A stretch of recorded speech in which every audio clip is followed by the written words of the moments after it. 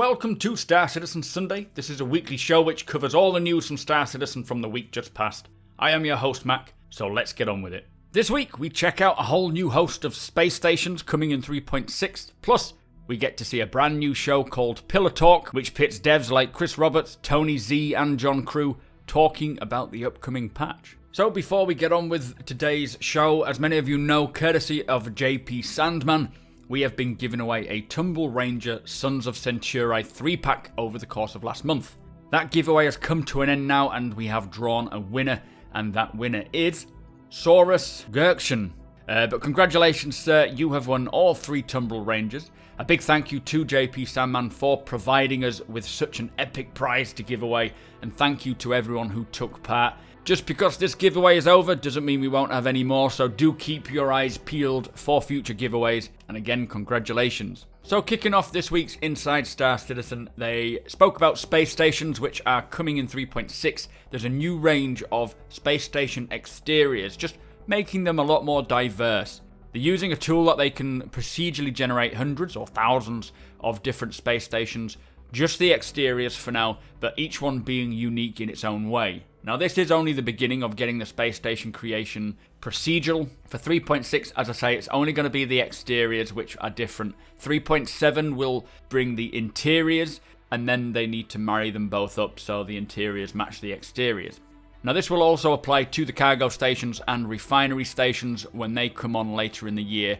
They do want a lot of variations as they will be seen everywhere, but I really love this feature. It does show how CIG can create something which looks incredible and in a timescale needed to fill a whole universe as quickly as possible. Don't forget that many of these stations will have a derelict variant to them, which could lead to some interesting missions, exploring them, finding something, finding nothing, finding someone or something. So it was great to see the different variations, and I think it will actually change how the game feels as well when we start to see the different shapes in the distance. Anyway, after that we looked at the bartenders. Now for 3.6 they are improving the NPC bartender experience. They want to make sure that the characters in the verse actually feel real and feel like they belong. The bartender is at first glance not someone that you would expect to be very important, but I do believe that for future gameplay reasons we could be finding them as a good source of information for missions and so forth, as they often overhear conversations, so I would expect the bartender to give tips and hints and clues into maybe some treasure or something to go looking for. The current bartender is very simple. They want to set the foundation to expand to larger bars on ships, on stations, on planets. In the Austin studio they built a fake bar and used it to sort of capture some more mocap of the bartender doing and behaving as you would expect them to. They had bottles and glasses and actually recorded the bartender mixing a number of cocktails, pouring from taps amongst other bar-related actions. And they actually captured 25 different cocktail mixing. Obviously not needed right now, but it does give them the understanding of how to create an environment that feels real. And I think it will be quite fun to see the bartender mixing drinks, so if you ordered a specific drink, you will actually see him mixing that drink. Again, not really relevant, but it's the level of detail that CIG go to. What we heard in this Inside Star Citizen about bartenders, it does look good. Making the AI feel real is a challenge, but so far I'm seeing good things. Anyway, to finish up with on this show, they had the Vanguard update. They reintroduced this ship back into its sort of original concept with its glowing intakes, which will have visual effects and particles later on. Also, shoulder-mounted missile bays. Now, it did say that it'll be deployable with the landing gear, which doesn't really make any sense, but I think what he means is you will be able to deploy it as you would the landing gear when we are able to have this new ship state button where you can manually change your landing gear up and down and change other aspects of your ship. So I think it's more to do with that rather than when you deploy your landing gear, you'll deploy your missiles as well, as that wouldn't really make any sense. But the front profile is more sleek, and they have added the retaliator materials as well, just to bring it more in line with the Aegis design sort of aspects. They have added support columns to show that they are supporting the rear engine and that the engine is quite weighty. And finally, they have added the tyres and the tank treads, which were seen in the original concept, and widened the bottom of the ship to fit the modular pod, plus widened the rear ramp so more players can enter and exit at the same time. Now they say the exterior is almost done now. Next up is the redo to the damage states and the level of details. Anyway, that was Inside Star Citizen. Some really cool updates there. Do let me know your thoughts and let's move on. So this week we got a new show which is called Pillar Talk, and this is a quarterly show where they speak in depth, or more in depth, about the upcoming patch from each quarter. This week's show had Chris Roberts, Tony Zurovec and John Crew on, and the first section they spoke about was the new lore system version 1. Now they say that this is going to be a great system to build on for the future, and it basically serves as a counterweight to players who do undesirable actions. So for 3.6, there's going to be a greater breadth of laws. Apparently there's going to be 19 different laws, which include things like murder, possession of stolen goods, transportation of illicit goods, and so on. And for example, if someone buys something and then someone else steals it from them, they are going to be limited with what they can do with that. Maybe they'll have to go to a salvage yard to sell it, or a fence. And they also said that they want to have maybe 1 or 2 sort of fences or places they can sell stuff in each system. So you're not just going to be able to go and steal it and then take it and sell it. You're going to have to do a bit of travelling to actually get any money for it. It does sound like for 3.6 it's going to be Grim Hex where you can sell stolen goods. So it will, as I say, be very limited and a bit of a challenge. But obviously at these places you will get a fraction of what the value of that item is. And you may have to deal with security forces or the law chasing you down, which will increase obviously if you resist arrest or start shooting back at them. Within the next couple of quarterly releases, they said they want to begin introducing prisons, so if you are arrested, then you are put into like a penal colony. Each area of space will have a specific type of law there, and those areas are not always going to be the same as somewhere else, so you may have to learn or understand more of the local law for each system and area, which I think is going to be quite important, understanding what the laws are where you are. Now this is going to be very, very cool. Very much looking forward to seeing how this will affect how the game feels while we're playing. It should make the experience feel a little more logical and robust, and reduce a little bit of the trolling that we might be seeing. But ultimately it's going to make it more exciting and more of a challenge for those who want to take the path of a criminal or a pirate. It'll give them something to do that's exciting. Anyway, they spoke about the ships and vehicles. Obviously we have the Merlin and the Archimedes very much ready to go. The Vanguard has gone more to its original concept, as we saw on Inside Star Citizen, but Chris did say the long-term goal is to add more ships straight to flyable. So not having like a concept sale and then waiting for months for them to be built. Basically, it's going to be straight, ready to go flyable. It's in your hands. He did actually say, Chris, and I quote, saying there will be a few surprises this year. Not specifying what, but we will see. Now, they spoke about VoIP and FoIP. For 3.6, we should get to the point where we can hail other ships and talk to them, plus have a separate channel to talk to your squad mates, which is really, really cool. They actually turned VoIP and FoIP off due to a lot of crashing and bugs, so for 3.6 they should have it turned back on. These VoIP channels will allow you to have dedicated channels. For example, you could ask someone to provide combat assistance and then speak to them directly while they're helping you. The focus, they say, is to help players work and play together better.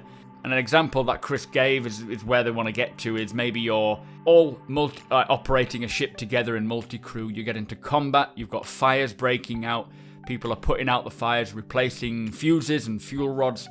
Basically the crewmates keeping the ship going, everyone talking to each other and getting on with what they're supposed to. Now I didn't even realise they turned this off in 3.5.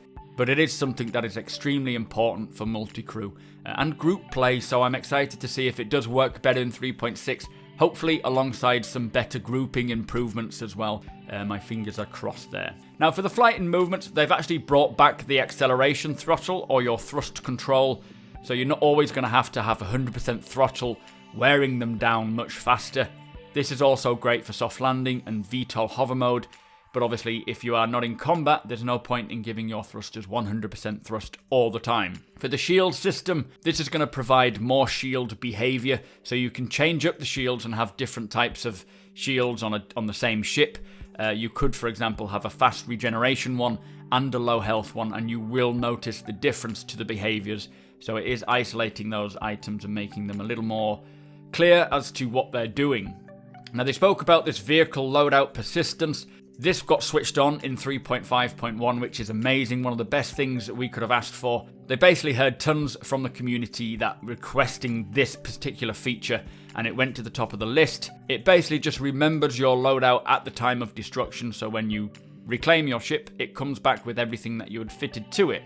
The plan, they say, is to allow us to choose whether we want to pay for insurance on cargo, for example, as we buy it. So maybe you pay an extra percentage, and this will cover your cargo, like in the real world when you buy a TV, for example, you get to insure it.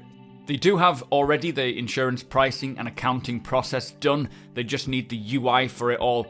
We will see what the value of our insurance is, and if we want, then we can add an additional value to it. Then you pay just a little bit more on a recurring basis to guarantee that the extra stuff you own will come back with the ship when you reclaim it. So instead of lots of little insurance plans for everything you own, like your weapons, components, cargo, there will be adjustments based on the value of the items. For cargo, they did say that when you purchase the cargo, you will have an option to add insurance to cover the cargo or not. It's up to you. So for example, if you bought X amount of gold in cargo and then you, for an extra 10%, you could insure that load, meaning that if you know there's a chance of getting robbed, then you can add insurance. If you think you're in completely safe hands, nothing could go wrong, then you don't need to. This, they say, gives the players more choice, and I like the idea of this. Again, it's about taking a complicated system and making it as easy to understand as possible and not requiring a hell of a lot of micromanagement. Now, he spoke a little bit on server OCS. They need true persistence first. When they get to that point, they will then stop wiping the servers. Whenever that will be, we don't know. Server meshing does need server-side object container streaming.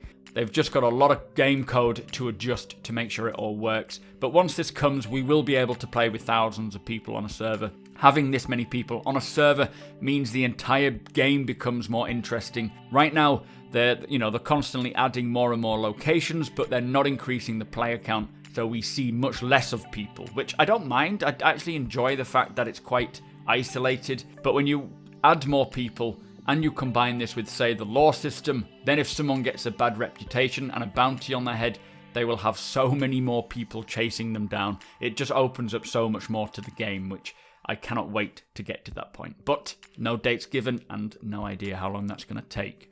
Now, they did speak quickly about the delays to 3.6. Certain things have been pushed back, certain things have been just delayed until sort of 3.6 point something.